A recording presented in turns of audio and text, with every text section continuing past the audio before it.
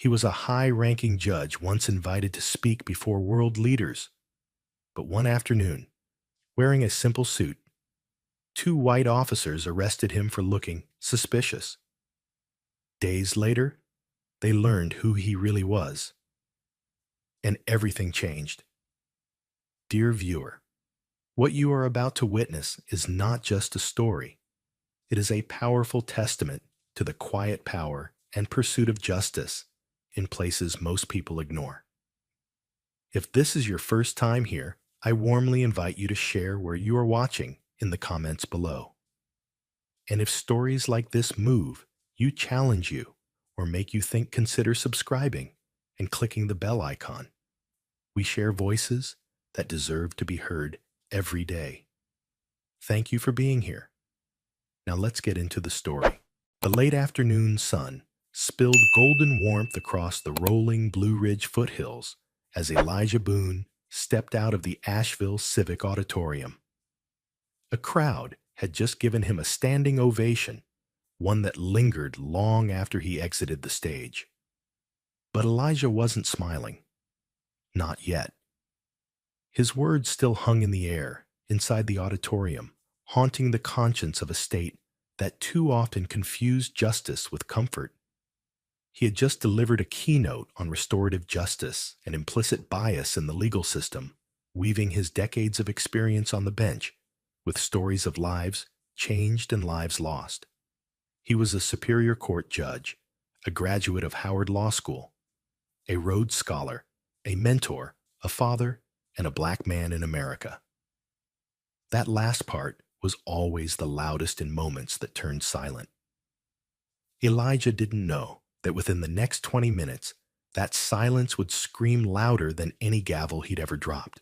He took the scenic route home, preferring the old highway that passed through small towns and sleepy corners of western North Carolina. Just off I-40, near exit 64, he pulled into a modest roadside gas station in the town of Black Mountain. His gray Lincoln sedan, polished but not flashy, hummed quietly as he stepped out. He wore his usual, a crisp, charcoal gray suit, a silver watch passed down from his grandfather, and that signature calmness that cloaked every room he entered. He wasn't there for long, just wanted a bottle of peach tea and to stretch his legs before the drive back to Fulton County. But as he stepped out of the store, unscrewing the cap of his drink, he saw flashing red and blue lights in his rearview mirror. A sheriff's vehicle had pulled in. Then another. Before he could process it, both car doors slammed open. "Hands where I can see them!" one officer barked. Startled, Elijah held his tea in the air, slowly setting it on the hood of his car. "Officers, is there a problem?" Got a report said. Officer Caleb Wright, tall buzz cut, clutching his gun as if it were his heartbeat. Suspicious black male in a suit loitering near a car that doesn't belong to him. Elijah blinked. "I'm not loitering. That's my car." "I just stepped out to ID Officer Mason Griggs interrupted." "Certainly," Elijah said, reaching into his inside pocket with slow, careful movement. "I'm Judge Elijah Boone, Superior Court of Fulton County."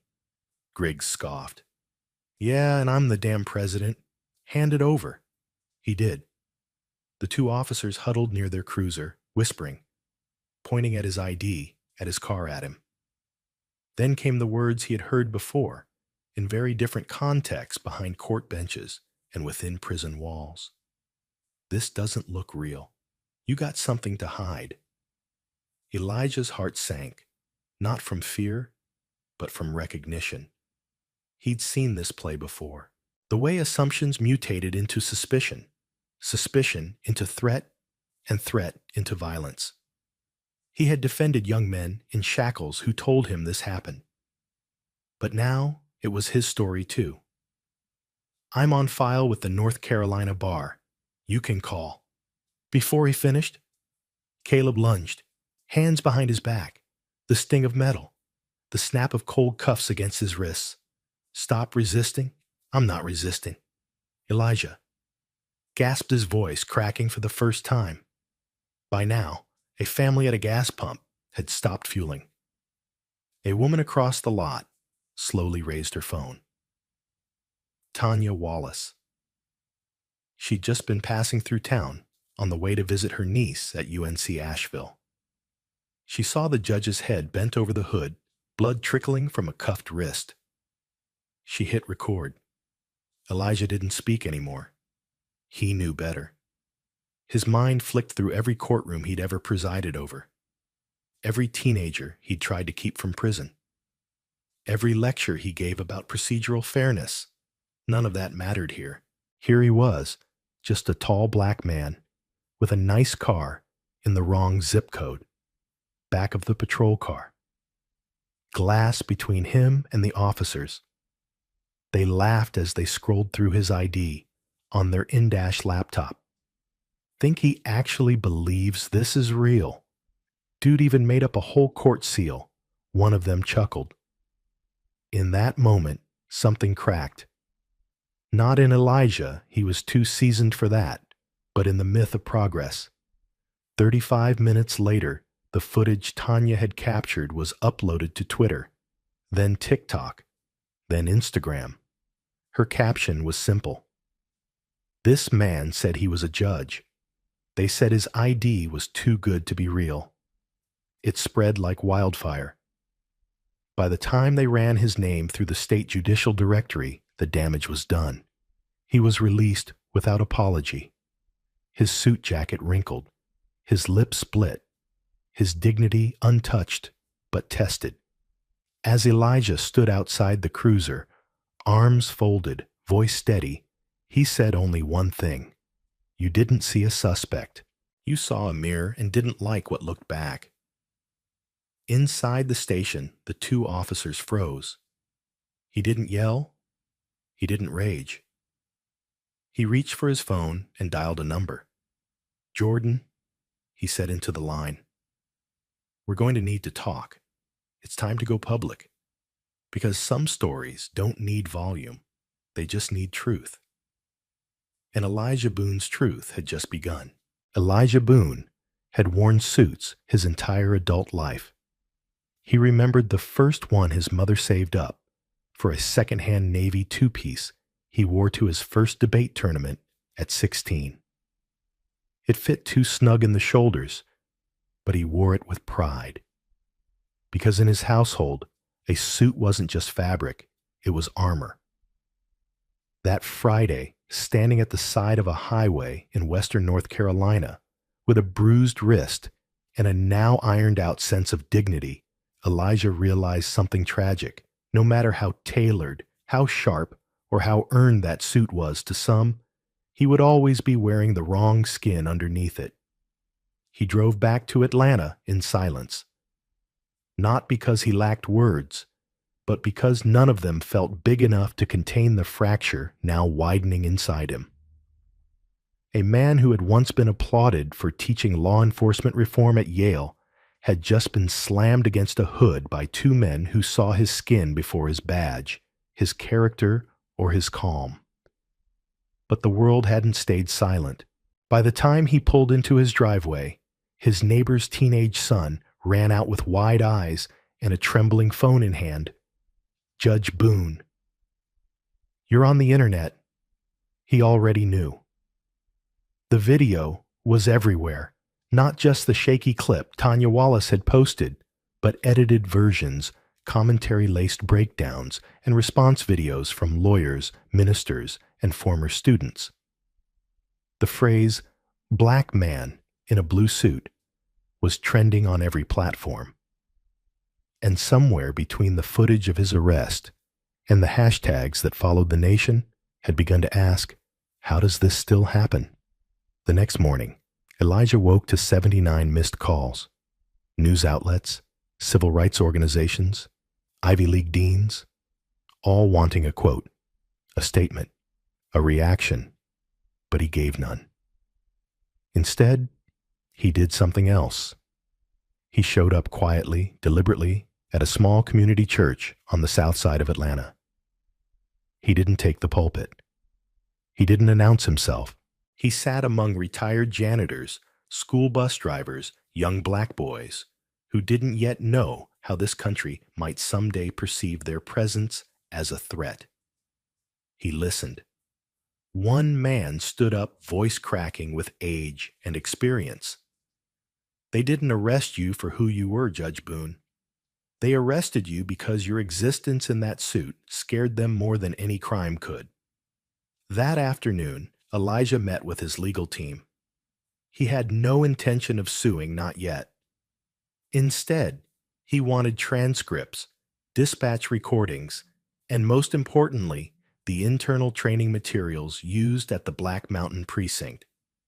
If they were going to address this, they would do it with truth and documentation, not just anger. Meanwhile, Officer Caleb Wright was placed on administrative leave. His partner, Mason Griggs, released a statement through the department claiming they had followed procedural standards, citing uncertainty around the individual's identification. The words uncertainty and procedure became buzzwords in interviews, deflections wrapped in bureaucratic language. But the public wasn't buying it.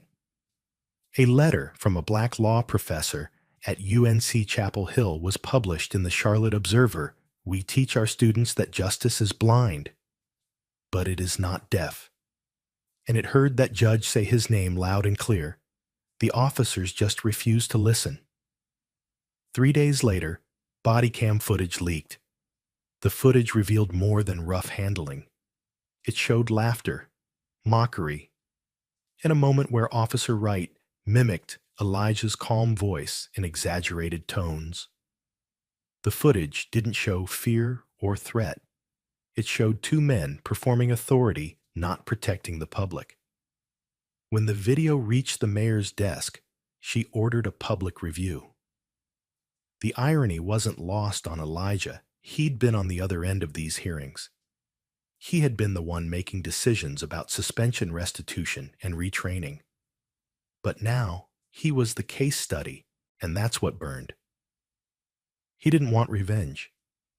He wanted reality to shift, not just for himself, but for every young black man who might one day wear a suit and still be seen as a suspect. That evening, Elijah sat with his daughter Simone in their living room. She was 10 and smart enough to sense the tension in the air. She curled up beside him and asked a question no child should ever have to ask. Did they hurt you because you look like me? Elijah swallowed hard. He didn't lie. Yes, he said gently. But they didn't know they were afraid of someone like you yet.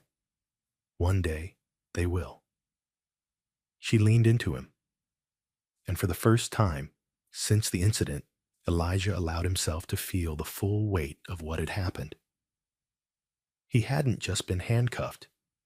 He had been made into a symbol. A man defined by suspicion rather than contribution. A judge treated as an imposter. A black man in a blue suit, and that had been enough. But he also realized something else. The world hadn't turned away. The world was still watching. And maybe, just maybe, this story wasn't about humiliation. Maybe it was about confrontation.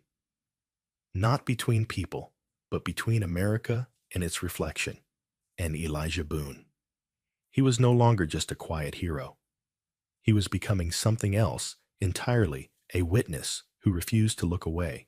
The video had been shaky, recorded through a dusty car windshield, sound muffled by a closed window.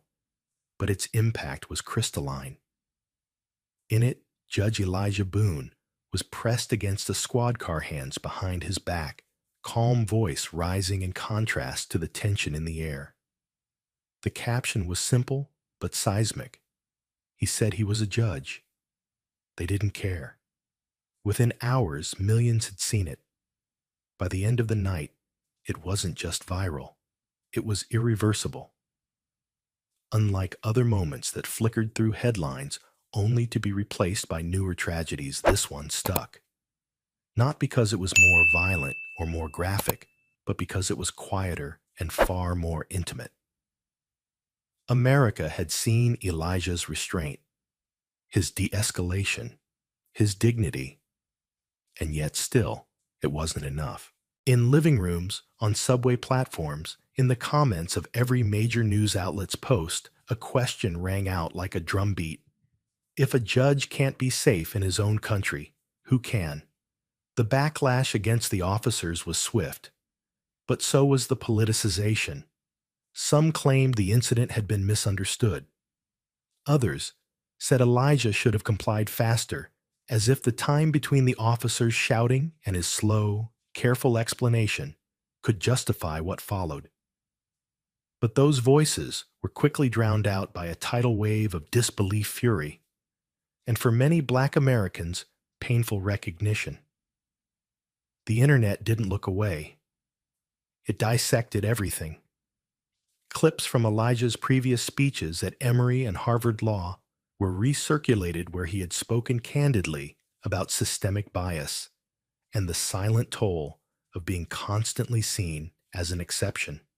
Students posted memories of how he had stayed after lectures to talk Listen Challenge. A viral tweet from a young public defender read Judge Boone once stayed 45 minutes past court to explain a ruling to a defendant who didn't understand. He didn't have to, but he did. That's who he is. Even celebrities took notice. Viola Davis shared the clip. Trevor Noah mentioned it on his show. And Ava DuVernay tweeted, "It's never been about the suit. It's about the skin beneath it." The momentum grew. CNN hosted a panel, a retired police chief, a civil rights attorney, and Elijah's former clerk. MSNBC aired a special segment called Profiled in Power, using his case to explore how even titles and tenure don't immunize Black professionals from suspicion. But while the public rallied, Elijah remained silent, not evasive, just thoughtful. He watched the internet churn and twist his story into commentary and hashtags. And though some parts of it honored him, others chipped at his privacy. His daughter's school had to increase security. Journalists camped outside his gated driveway. His inbox overflowed with offers to speak Sue endorse or run for office. But he refused to turn tragedy into currency. Instead, Elijah used the time to meet with the one group no one expected Black teenagers who had been detained, profiled, or expelled for disruption.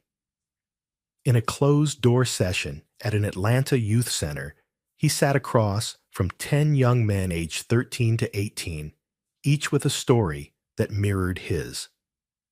One had been suspended for threatening posture because he stood with crossed arms while asking a question. Another had been tackled by security at a mall for loitering even though he worked there. And when one young man asked, "So what?"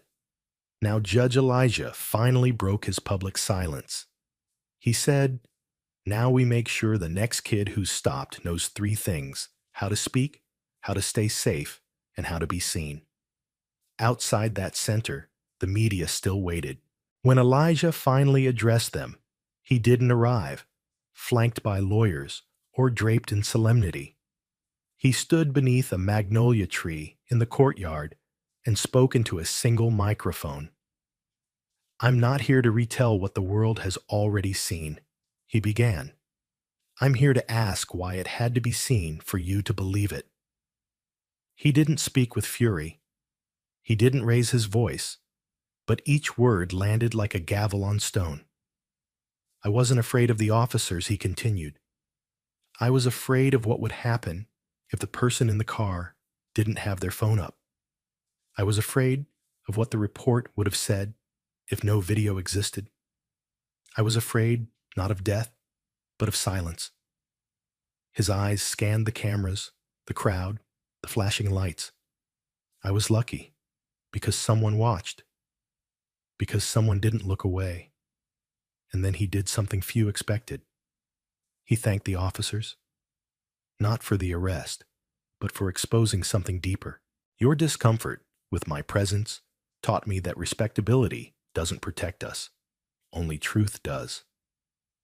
The next day, his speech had nearly 10 million views.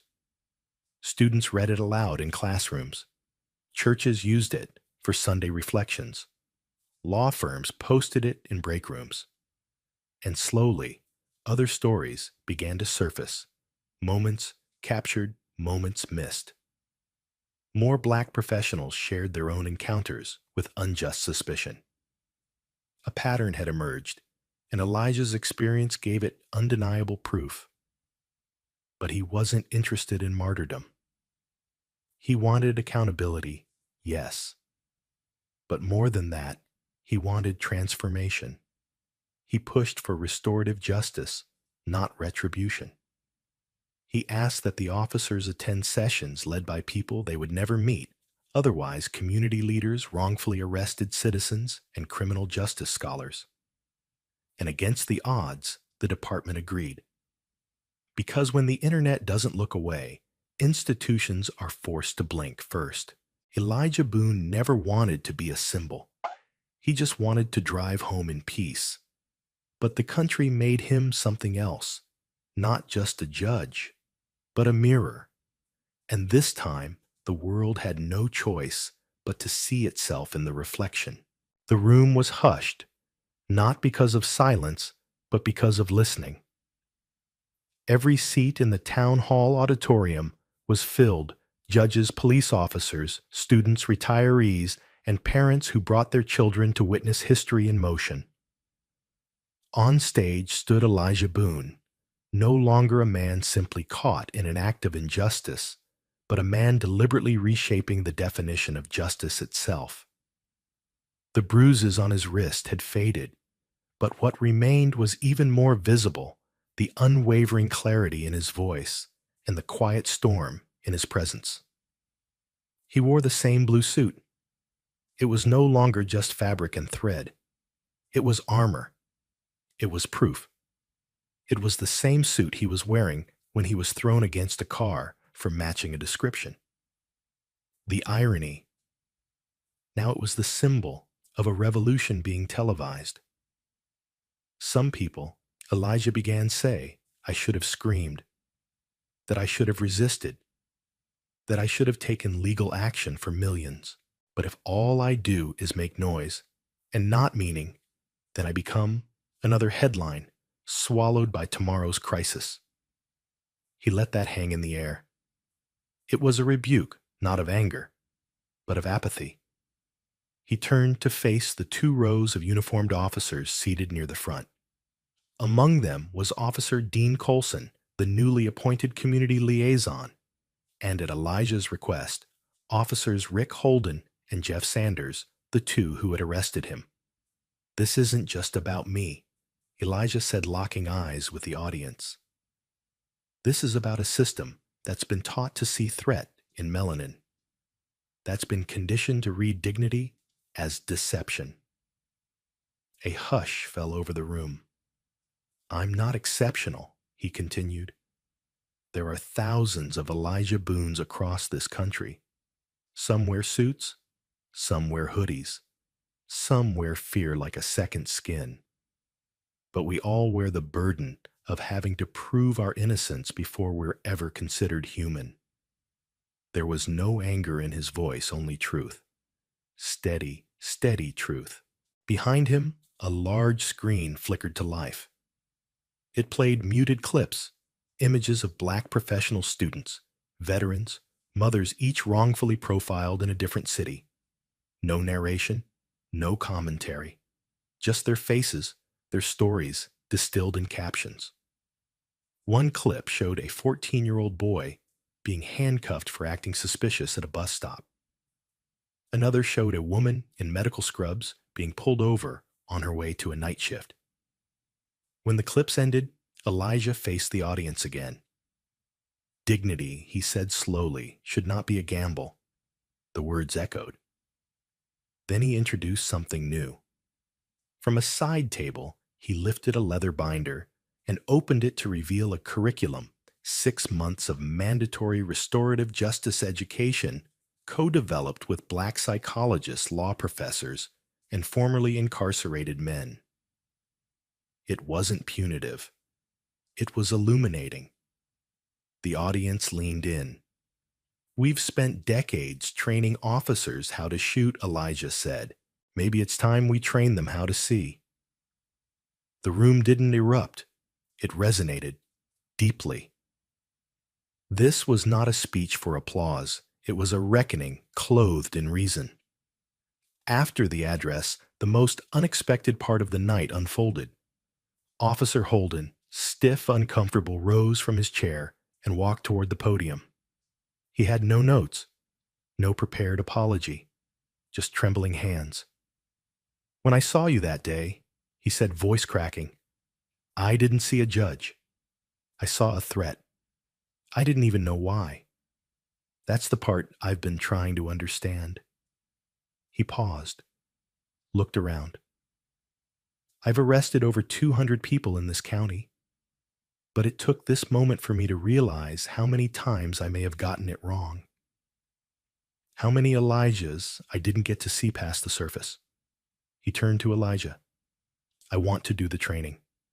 Not because I have to, because I need to." That moment broke open something raw and honest in the crowd. Not forgiveness, not yet, but a doorway, a chance, a choice. Afterward, in private, Elijah was approached by a young police academy recruit named Jamie Yates. She was Latina, barely 23, and had tears in her eyes. "My uncle is in prison," she whispered. "He always said no one believed him. I want to be the cop that would have believed him." Elijah nodded slowly. "Then be that. Start now." That night, national broadcasts didn't just report what was said, they reported how it felt. Not rage, but restoration. News anchors described the event as a turning point, a masterclass in grace and a lesson law enforcement didn't expect to receive from someone they tried to silence. And across the country, other judges, many of color, began sharing their own stories. For the first time, the robe no longer shielded them. They joined Elijah not as exceptions, but as amplifiers. Elijah Boone, a major newspaper, later wrote, "isn't just wearing a suit. He's forcing America to see what it wraps in suspicion and what it refuses to unwrap." And so the truth stood unwavering. It wore a suit, but it spoke with the fire of centuries. And this time, no one looked away. The days following Elijah Boone's town hall address didn't quiet the city, they transformed it. Asheville, once just another southern town trying to outrun its own shadow, found itself at the center of a national conversation about race responsibility and the possibility of redemption. But it was what happened outside the spotlight that mattered most. 2 weeks after the speech, Officer Rick Holden walked into the first session of the restorative justice program Elijah helped design. He wasn't in uniform, no badge, no gun, just jeans, a flannel shirt, and nerves he couldn't hide. Across from him sat Malik Henson, a former inmate who had spent 12 years behind bars for a crime he didn't commit, a man who for years had believed justice wasn't just blind, it was indifferent. Malik had been skeptical of the program. "Cops don't change," he told the organizers. But when Elijah asked him to join, not to fix the system, but to speak truth into it, Malik said yes. Now in this small windowless room at a local community center, Holden and Malik sat face to face. No cameras, no hashtags. Just the raw, awkward tension of two men raised to distrust each other. "I used to think your kind were the problem," Malik said plainly. "Now I wonder if you ever had a chance to see anything different." Holden didn't defend himself. He just listened. That first hour was uncomfortable. So was the second. But by the end of the session, something shifted. Not forgiveness, not understanding, but recognition. The kind that cracks open walls and lets light in. Meanwhile, Elijah Boone continued his quiet work not on court benches, but in barbershops, in churches, and precinct lounges. He spoke at police academies and youth centers not as a victim, but as a bridge. People began to call him the civic chaplain, a man who ministered not religion, but reform. When national outlets invited him to share his story on television, Elijah rarely accepted. Let the work speak, he'd say. And it did. Back in Asheville, the police department began changing too, not because of a mandate, but because a mirror had been held up and they couldn't look away. Chief Elena Morales, one of the few women of color to lead a department in the region, initiated new training policies. The term restorative justice was no longer theoretical. It was embedded into the badge. Officer Jeff Sanders, the younger of the two who had arrested Elijah, was assigned to a joint mentorship program at the local high school. One afternoon, he sat across from a black student named Isaiah, who asked bluntly, "You ever handcuff someone just 'cause they looked like me?" Jeff paused, then nodded, "Yes." Isaiah blinked. "Why you telling me that?" "Because I want to be the reason the next cop doesn't," Jeff said. The city began to breathe differently, and while there were still those who criticized the approach, those who called Elijah too soft, the training a waste, the effort performative, the majority saw something they couldn't ignore. Change that wasn't reactive, but relational. A community that wasn't just demanding justice, it was modeling it. Elijah knew the work wasn't finished. It never would be. But there were moments that reminded him why he kept going. Like the letter he received from a mother in Mississippi whose 10-year-old son watched his speech online and now wanted to become a civil rights attorney, or the voicemail from a retired cop who confessed tearfully that Elijah's story made him confront decades of silence. One crisp morning in late October, Elijah returned to the same gas station off I-40 where it all began. He wasn't alone this time. Officer Holden walked beside him. They didn't speak much, just stood in quiet reflection by the pump, where history almost wrote a different ending.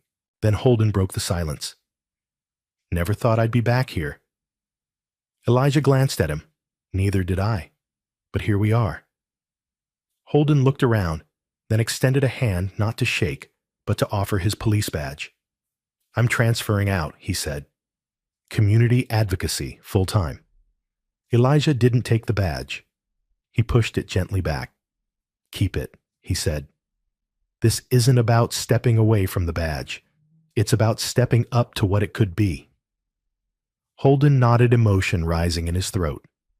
As they walked back to their cars, a small boy rode past on his bike and recognized Elijah. "Hey," he shouted. "You're that judge who made the cops go to school." Elijah chuckled. "Something like that." In a world still wrestling with justice, the story of Elijah Boone didn't end with a court case or a press conference. It lived on in training manuals, in changed hearts, in the quiet confession of men who once looked away.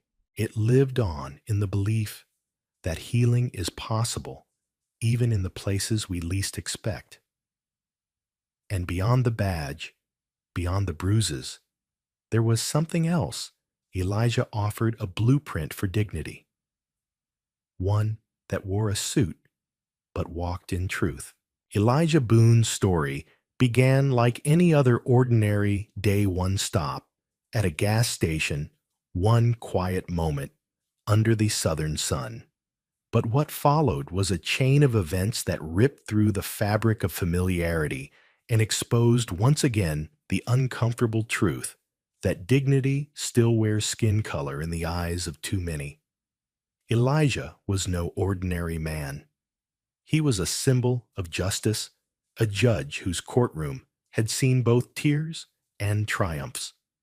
But in a matter of minutes, all of that was stripped from him, not by law, but by assumption.